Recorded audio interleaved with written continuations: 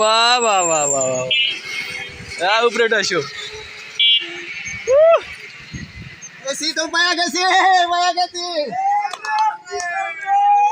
কাম তো হয়ে গেছে।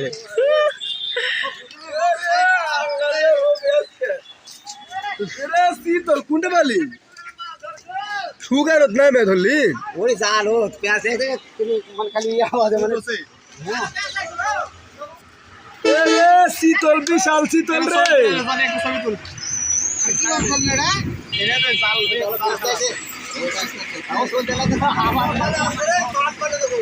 শীতল রে বিশাল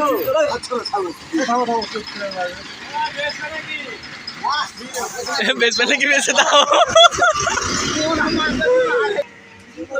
দেখেন কত মানুষ জমা হয়ে গেছে, একদম আনএক্সপেক্টেড ভাবে ধরা পড়ছে। এই যে দেখেন আসতেই আছে মানুষ।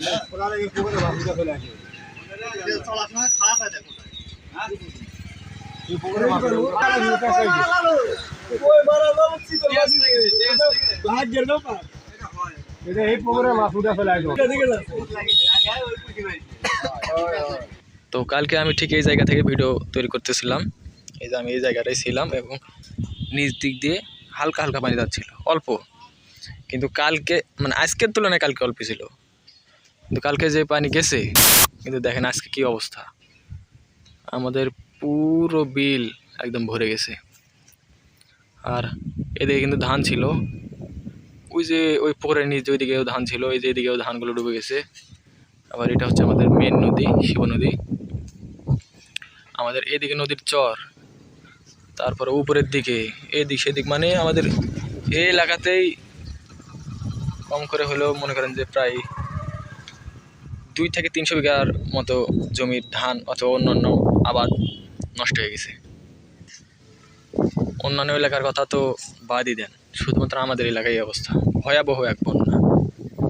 কারণ কালকের আগের দিনে ছিল শুধুমাত্র ওই জায়গায় একটু পানি, কাদাযুক্ত একটু পানি, টলটলে কোনো পানি নাই, মানে চকচক কোনো পানি নাই, শুধুমাত্র ওই জায়গাটা কাদাযুক্ত একটু পানি ছিল। আর পুরো এরিয়া ছিল একদম শুকনা। এইদিকে সবজি এবং সরিষা চাষ মানে বোনা হয়েছিল, এদিকে হলো সবগুলো সরিষা বোনা হয়েছিল, শুধু এই নালিটা একটু ফাঁকা ছিল। ওই যে দেখেন ওইদিকে কিন্তু সব হলো ধানের জমি ডুবে গেছে, ওই যে ওইদিকে চকচক করতেছে, সব কিন্তু ধানের জমি। আমাদের এই চরে একটু ওদিকে গিয়ে আপনাদের দেখাবো, তাহলে বুঝতে পারবেন। আর এই নদীতে কালকে পানি ছিল নিচে। 2 দিন আগের কথা যদি বলি, তাহলে এই নদীর একদম নিচে পানি ছিল, বলতে পারেন যে 1 থেকে 1.5 মাসের মতো পানি ছিল। 2 দিন আগের ঘটনা। আর এখন এই জায়গায় 5-6 মানুষ নিচু। কালকে এইদিকে পানি ছিল একদম দেখা যাওয়ার মতো। ওই জায়গায় একজন জাল মানে খেপলা জাল দিয়ে খাওয়াইতে দিয়েছিল, কিন্তু জাল বেঁধে যাচ্ছিল পানির অল্পের কারণে। কিন্তু আজকে দেখেন পানির কোনো অভাব বলতে কোনো জিনিস নেই। এই হচ্ছে কাহিনি। শুধুমাত্র রাতে কয়েক ঘন্টা পানির জন্য আমাদের এই এলাকায় এক ভয়াবহ বন্যা সৃষ্টি হয়েছে। কিন্তু ভয়াবহ বলতেছি এই কারণে, কারণ পানি কিন্তু এখনও বৃদ্ধি পেতেই আছে। হ্যাঁ, প্রত্যেক ঘন্টায় পানির বৃদ্ধিটা উপলব্ধি করা যাচ্ছে, প্রত্যেক ঘন্টায় পানি বৃদ্ধিটা। এই যেমন দেখেন এখানে গাছের গোড়া কিন্তু এখনো ডুবে নেই, কিন্তু 1 ঘন্টা পর দেখা যাবে গাছের উপরে চলে আসবে পানি। এত স্পিডে পানি বাড়তেছে বলার মতো না। আমার এক দাদা বলল যে সকালবেলায় যে দেখা যে বিন্না দেখা যায় না, কাশফুল, ওই কাশফুলের ওই জমিটাও জায়গা ছিল, এবং ওইদিকে ওই ব্রিজের ওপারও জমিগুলো সব জায়গা ছিল সকালবেলা, মানে ধরেন যে 6টা 6:30টার দিকে। কিন্তু এখন বাজে প্রায় 1টার মতো, 12:30 পার হয়ে গেছে, 1টার মতো। তো এই সময় দেখেন শুধুমাত্র 5-6 ঘন্টার ব্যবধানে কী অবস্থা, তাহলে বোঝেন যে আমাদের এলাকার বন্যার ঠিক কী পরিস্থিতি। এখনও কিন্তু পানি মানে বাড়তে আছে। আপনাদের একটু ওদিক গিয়ে দেখায়, তারপর বুঝতে পারবেন। তো ফাইনালি এই যে আমাদের এই চরের অবস্থাটা দেখেন।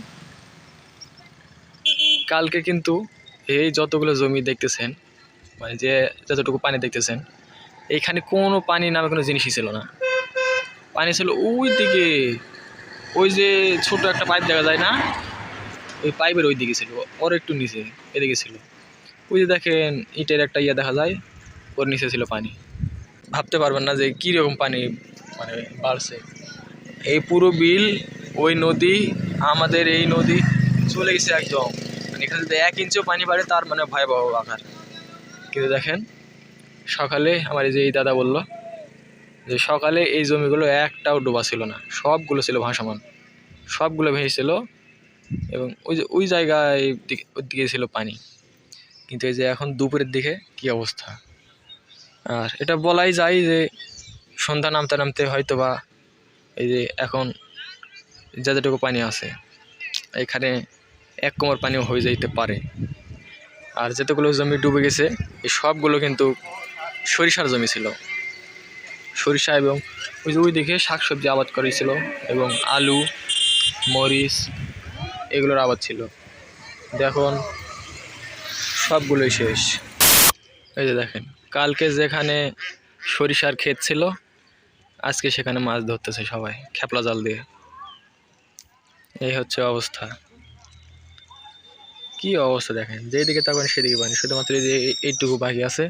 এই ধানটাও যে ডুববে না এমন কোনো গ্যারান্টি নাই। তো অবস্থাটা হয়ে গেছে এমন যে রাতে বৃষ্টি হয় তার আগের দিনে কিন্তু সবাই, মানে তার আগের দিন সব ভালো ছিল, যেদিকে তাকাবেন সেদিকেই মানে একদম পারফেক্ট আবহাওয়া, সব কিছু একদম সুন্দর। যাদের ধান ছিল তারা প্ল্যান করতেছে যে 1 সপ্তাহ পর ধান কাটবে। আর যাদের সরিষা এবং অন্যান্য মানে আবাদ টাবাদ আছে তারা সবাই সার বীজ দেওয়ার প্ল্যান করতেছে। যে রাতে বৃষ্টি হয় সবাই ভাবছিল যে যাক শুধু আমাদের এলাকায় হয়তো বৃষ্টি এবং অন্য এলাকাতে হয়নি, তো হয়ে যাবে, সমস্যা নেই, এলা পানি সব নেমে যাবে এবং সব কিছু আবার আগের মতো পার উঠে যাবে। কারণ সবাই ভাবছিল যে রাতে পানি নিচ্ছে সমস্যা নাই, পরদিন সকালবেলা আবার রোদ বের হবে। কিন্তু পরদিনের সকালবেলা উঠে সবাই একদম আতঙ্কিত, এ কী হলো। কিন্তু সবাই মানে সকালবেলা উঠে সবাই গেছে ধানের জমিতে দেখে ধান শেষ। এবং পরে ধান দেখে আসার পর সারাদিনে তো পানি হয়েছে, কিন্তু আজকে রাতে কিন্তু বৃষ্টি হয়নি, আজকে রাতে বৃষ্টি হয়নি। এবং আজকে সকালে উঠে দেখে যে এই চরে অথবা অন্যান্য ওইদিক চরে যাদের জমি ছিল সব জমি যখন এইভাবে ডোবা শুরু হয়েছে তখন সবার মাথায় হাত, হায় হায় কী হলো। মানে সবাই একদম এটা মেনে নিতে পারতেছে না, এমন অবস্থা। এখনও কেউ মেনে নিতে পারেনি। আর পানি কিন্তু মানে বাড়তি আছে। আমরা সকালবেলা যখন ওইদিকে পানি সেচ দিতেছিলাম তখন কিন্তু এই জমিতে পানি ছিল না, কিন্তু ওই দিকে ছিল হালকা হালকা পানি। কিন্তু এই দেখেন এই জমিতে উঠে গেছে এবং অলরেডি এই যে এদিক দিয়ে পানি ঢুকতেছে, এই যে পানি ঢুকতেছে, এই জমিটাও ভরে যাবে। এই হচ্ছে অবস্থা। তো পানি আনলিমিটেড হারে বাড়তেছে এবং স্রোত কিন্তু অনেক স্রোত আছে, হ্যাঁ উল্টো দিকে স্রোত। পানি নামার কথা এদিক দিয়ে, কিন্তু পানি আবার উল্টো দিকে চলে যাচ্ছে, যার কারণে পানি আরও এই ভয়ানক অবস্থা। তো এই যে একটা ওভারভিউ দেখে নেন কী অবস্থা এখন। জানি না আবার কালকে কি হবে, তার জন্য আজকে এখানে একটা ক্লিপ নিচ্ছি যাতে কালকে বোঝা যায়। তো পানি যেভাবে বাড়তেছে জানি না কি হবে। তো যাই হোক আজকের ভিডিও এই পর্যন্তই। সবাই বেশি ভালো থাকবেন, দেখা পরবর্তী কোনো ভিডিওতে। তখন আল্লাহ হাফেজ, আসসালামু আলাইকুম।